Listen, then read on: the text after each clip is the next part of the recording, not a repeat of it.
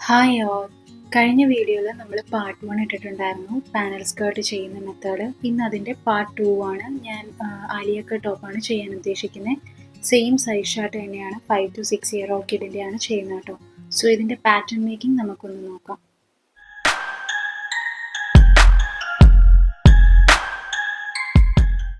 ഇപ്പോൾ pattern draft ചെയ്യാനായിട്ട് ആദ്യം തന്നെ നമ്മൾ 2 ബേസ് ലൈൻസ് വരയ്ക്കുന്നുണ്ട്. അതിനുശേഷം ഞാൻ ആദ്യം ഷോൾഡർ പോയിന്റ് ആണ് എടുക്കുന്നത്. അത് 5.25 ഇഞ്ചാണ്. ദെൻ നെക്ക് വിത്തും നെക്ക് ഡെപ്തും അതിനോടൊപ്പം തന്നെ കൊടുത്തൊരു ബോക്സ് ആക്കുന്നുണ്ട് കേട്ടോ. ഞാൻ ഓൾറെഡി എൻ്റെ മുമ്പുള്ള വീഡിയോസുകളിലെല്ലാം നമ്മൾ ആം ഹോൾ ഡെപ്ത് കൊടുക്കുമ്പോൾ ഷോൾഡർ പോയിന്റ് എത്രയാണോ അതിൽ നിന്ന് ഒരു 1/2 ഇഞ്ചും കൂടി എക്സ്ട്രാ ആഡ് ചെയ്തിട്ടാണ് ആം ഹോൾ ഡെപ്തിന് മാർക്ക് ചെയ്യാറ്. പക്ഷേ ഇപ്പോൾ നമ്മൾ ബാക്ക് ഓപ്പണിംഗ് ഒക്കെ വരുന്ന ടോപ്പുകളാണെങ്കിൽ നമ്മൾ അങ്ങനെ എക്സ്ട്രാ ഒരു 1/2 ഇഞ്ച് കൊടുക്കേണ്ട ആവശ്യമില്ല. കറക്റ്റ് ഷോൾഡർ പോയിന്റ് എത്രയാണോ അത് തന്നെ ആം ഹോൾ ഡെപ്തിനും കൊടുത്താൽ മതിയാകും. ഞാനിവിടെ അങ്ങനെയാണ് കൊടുക്കുന്നത്. ഇപ്പം നമുക്ക് ബാക്ക് ഓപ്പണിംഗ് അല്ലാണ്ട് തലവഴി കയറ്റുന്ന ഡ്രസ്സുകൾക്കൊക്കെ ആണെങ്കിൽ ഒരു 1/2 ഇഞ്ച് എക്സ്ട്രാ കൊടുക്കുന്നത് തെറ്റില്ല കേട്ടോ.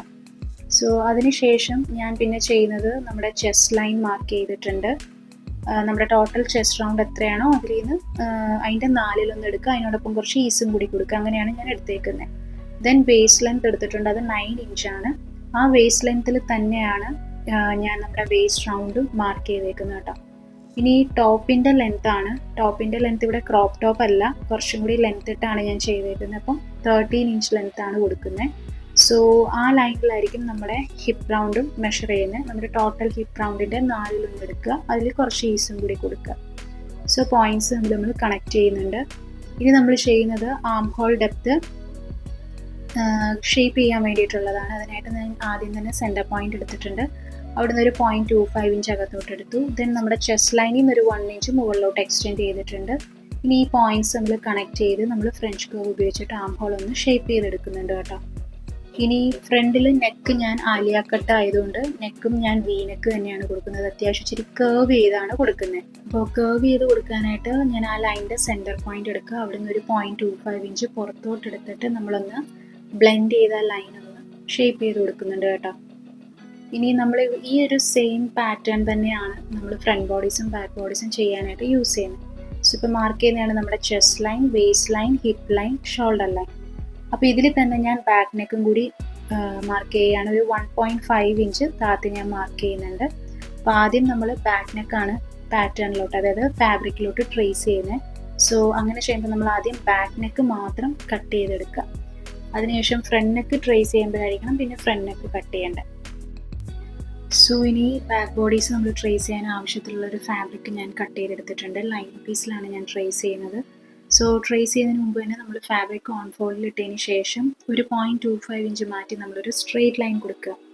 ഇത് സീം അലവൻസ് ആണ് ശരിക്കും, കാരണം നമ്മുടെ ഈ ടോപ്പിന് ബാക്ക് ഓപ്പണിംഗ് വരുന്നുണ്ട്. So hook and I strap പിടിപ്പിക്കാൻ വേണ്ടിയിട്ട് അത്യാവശ്യം സീം അലവൻസ് വേണം. സോ അതിന് വേണ്ടിയിട്ടാണ് ഞാൻ 0.25 ഇഞ്ച് മാറ്റി മാർക്ക് ചെയ്ത് ആ ലൈനിൽ വെച്ചിട്ട് വേണം നമ്മുടെ ബാക്ക് ബോഡീസ് ട്രേസ് ചെയ്തെടുക്കാൻ കേട്ടോ.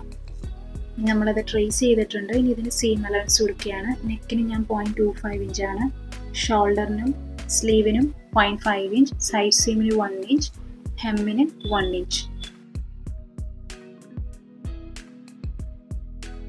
ഇവിടെ മെയിൻ ഫാബ്രിക്കും ലൈനിങ് പീസും സെപ്പറേറ്റ് ആയിട്ട് ഞാൻ കട്ട് ചെയ്തെടുത്തിട്ടുണ്ട്. ഞാൻ ഓൾറെഡി പറഞ്ഞിരുന്നു നമ്മുടെ ബാക്ക് പോർഷനിൽ ഹുക്ക് ആൻഡ് ഐ സ്ട്രാപ്പ് പിടിപ്പിക്കുന്നതുകൊണ്ട് തന്നെ ബാക്കിൽ ഓപ്പണിംഗ് ആണ് വരുന്നത്. സോ അവിടെ നമ്മളൊരു സെൻറ്റർ കട്ട് കൊടുക്കണം. അത് മെയിൻ ഫാബ്രിക്കിനും ലൈനിങ്ങിനും രണ്ടിനും കൊടുക്കണം കേട്ടോ. ഇനി നമ്മൾ ഫ്രണ്ട് ബോഡീസ് ആണ് ട്രേസ് ചെയ്യുന്നത്. അതിന് ആദ്യം തന്നെ നമ്മൾ വേസ്റ്റ് ലൈൻ വരച്ചെടുത്തുനിന്ന് താഴത്തോട്ടുള്ള പോർഷൻ നമ്മൾ കട്ട് ചെയ്ത് മാറ്റുന്നുണ്ട്. അതിനുശേഷം നമ്മുടെ ഫ്രണ്ട് നെക്കും കട്ട് ചെയ്ത് മാറ്റുന്നുണ്ട്. ആലിയ കട്ട് ടോപ്പ് ശ്രദ്ധിച്ചാൽ കാണാം, നമ്മുടെ യോക്ക് പാർട്ട് എന്ന് പറയുന്നത് ഒരു എ ഷേപ്പ് പോലെയാണ് ഇരിക്കുന്നത്. അതായത് ആ ഒരു കോർണറിലോട്ട് വരുന്ന ഒരു ഹൈറ്റ് എന്ന് പറയുന്നത് ചിലർ 4 ഇഞ്ച് എടുക്കും, ചിലർ 5 ഇഞ്ച് എടുക്കും. ഞാനിവിടെ 5 ഇഞ്ചാണ് എടുക്കുന്നത്.